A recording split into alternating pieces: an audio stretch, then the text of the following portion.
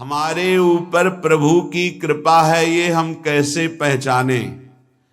ये 8 लक्षण प्रकट होने लगते हैं जिसके ऊपर प्रभु की कृपा होती है।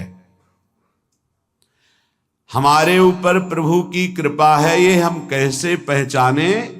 तो ये 8 लक्षण प्रकट होने लगते हैं जिस पर हरिजू की प्रियाजू की कृपा है।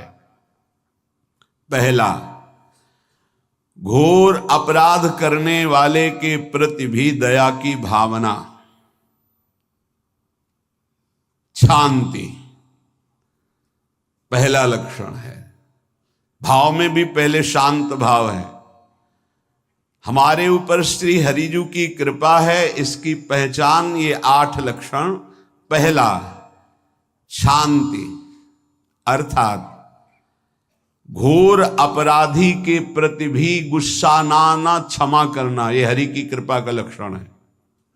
देख लो भाई, घोर अपराधी शब्द तो जाने दो, जरा सा प्रतिकूल हो जाए तो लाख समझाओ पर भ्रकुटी तनी रहती है। भला ऐसा है? अपराधी पर भी क्षमा का भाव होना, ये हरि कृपा पात्र में ही होगा, अन्य में नहीं। तो अगर अपने हृदय में ऐसा लगे कि ऐसा नहीं है तो हरिजू से प्रार्थना करनी चाहिए कि कृपा करो, मेरे में सामर्थ्य आवे। दूसरा, अनुसूया, वो किसी भी के प्रति कभी भी कोई दोष दर्शन ही नहीं करेगा। दोष कथन, दोष श्रवण की तो बात जाने दो।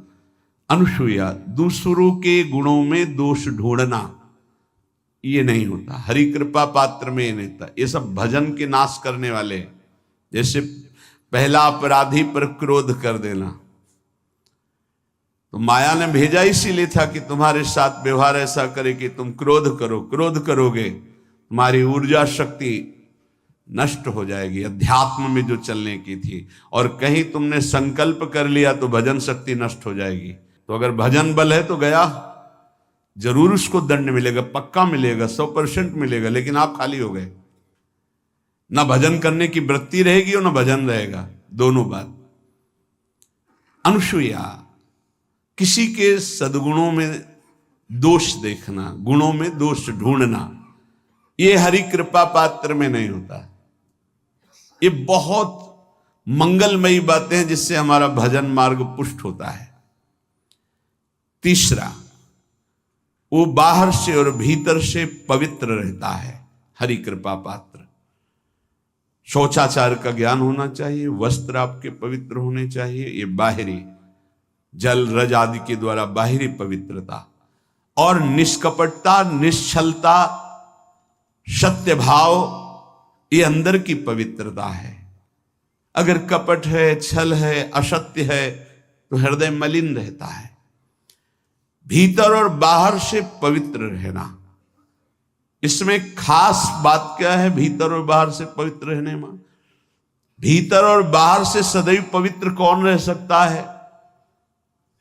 तो बोले जो पुंडरीकाक्ष भगवान श्री हरि का, प्रियाजू का स्मरण करता रहता है, वो शवायाभ्यंतर शुचि, वो बाह्य और अभ्यंतर दोनों से पावन रहता है। तीसरी जो कृपा का लक्षण है, अर्थात वो सदैव भगवत चिंतन परायण, शौचाचार का पालन करने वाला, बाहर और भीतर से हरि कृपा पात्र पवित्र रहता है। चौथा, ऐसे कार्यों का अनुष्ठान न करे जिनमें हमारा भजन छूटता है, जिनमें सत्य छूटता है, जिनमें भगवत भाव छूटता है। जैसे आपके ऊपर कृपा हुई, आप भगवत मार्ग में चल रहे हैं, अब आप ऐसे संसारिक कार्यों का अनुष्ठान कर रहे हैं जिनमें आपकी चित्तवृत्ति बिल्कुल भगवत विमुख हो रही, तो जीवन का लाभ क्या होगा? लाभ तो है भगवत स्मरण सहित। जैसे कल एक ने प्रश्न किया कि मैं खाता तो नहीं हूं लेकिन मांस के दुकान में मांस बेचता हूं, होटल आदमी, क्या उचित है? ये उचित कैसे हो सकता है? तुम और भी तो व्यापार कर सकते हो। जरूरी है धर्म का पालन करने की इच्छा करते हो, धर्म आचरण करते हो, ऐसा नहीं। तो विरत बहुकर्मा, उन कर्मों से हमें विरत रहना है जो हमारे धर्म के विरुद्ध है, जो भजन के विरुद्ध है। हरि कृपा पात्र ऐसे कर्मों का अनुष्ठान कर ही नहीं सकता। अपने भजन का फल देखना भगवत कृपा पात्र के, सबको प्रदान कर देना। हिम्मत है? अपने भजन, इतनी मेहनत से किया हुआ भजन, भजन होने के बाद हे प्रभु इस भजन का फल हो, सर्वे भवन्तु सुखिना सर्वे सन्तु निरामयः। यहां तो कहते महाराज एक माला रोज आपके लिए करता हूं कि आपकी बीमारी ठीक रहे, तो शेष किसके लिए करते हो प्रभु? शेष क्या? अगर इष्ट और गुरु के लिए तुम्हारा है कि एक माला करते तो फिर इतनी माला करते तो हमें क्या होगा? सब आपको दे देंगे तो हमें क्या होगा? तभी भजन का रहस्य नहीं जाना। छठवां, अपने भजन से अपने लिए कुछ भी ना चाहना, और दूसरों की तो बात जाने दो, दूसरों से कुछ ना चाहना ये तो ठीक है, अपने भजन से अपने लिए कुछ ना चाहना है हिम्मत। देखो ये हरि कृपा पात्र में हिम्मत होती है। अपना भजन अपने प्रयोग में ना लाना, इसका भी आंतरिक रहस्य है। अपने प्रयोग में आप शरीर को लेकर के बोलेंगे, अगर स्वरूप को लेकर तो प्रयोग की कोई वहां जरूरत ही नहीं, स्वरूप पूर्ण काम है, वहां कोई अभाव नहीं। जब आप कोई भाव अपने लिए करेंगे तो देह भाव होगा, देह भाव से किसी विषय की मांग होगी। विषय पूर्ति भजन का फल नहीं होता, भजन का फल होता विषय निवृत्ति। बहुत जोर की बात है, कैसे समझ में आए? अपने भजन का भी फल अपने लिए नहीं, दूसरों से कुछ चाह रखना तो बात ही जाने दो, भजन से भी कोई अन्य सुख की चाह नहीं हुई। क्या चाहिए? भजन ही बनता रहे, भजन का फल भजन बनता रहे, खूब निरंतर जप करते रहे।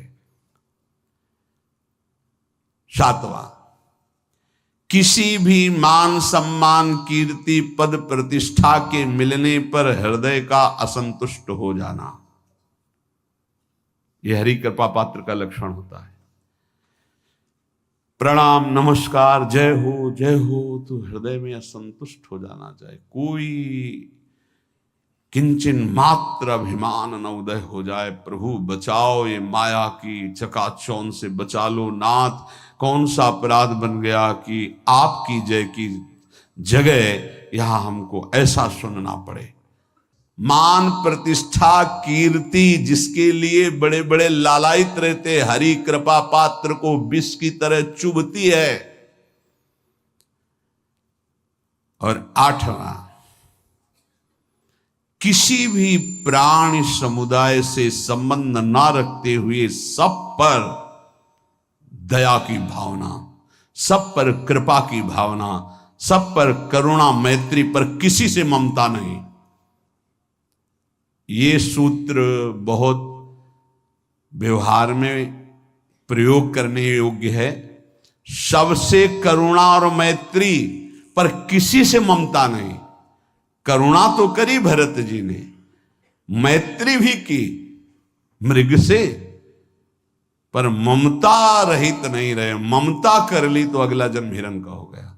ममता नहीं रखनी। निर्ममो निरहंकारा, करुणा मैत्री तो करनी है, जैसे इसमें आदेश है, गीता में जी आदेश है, अद्वेष्टा सर्वभूतान मैत्र करुण एवच, पर निर्ममो निरहंकारा, ये साधक की चतुरता है। प्राण मात्र पर दया कृपा करुणा मैत्री, पर ममता नहीं। ममता किसी से, और यहां करुणा मैत्री ये तो गायब हो गई, केवल ममता रह गई है। अपने शरीर से ममता, शरीर संबंधियों से ममता, विषय भोगों से ममता, यही जहर है। संबंध में ये ममता ही जहर है, विचारों में अहंकार जहर है, कर्मों में ये आसक्ति जहर है। इसी जहर को मिटा दे तो जीवन मुक्त महापुरुष कर्म करते हुए, विषय सेवन करते हुए, वार्ता करते हुए, विचार करते हुए, बिल्कुल जहर रहित उसका जीवन हो गया। तो ये 8 बातें हरि कृपा पात्र में होती है, इनको बार बार सुनना और हृदय में धारण करना।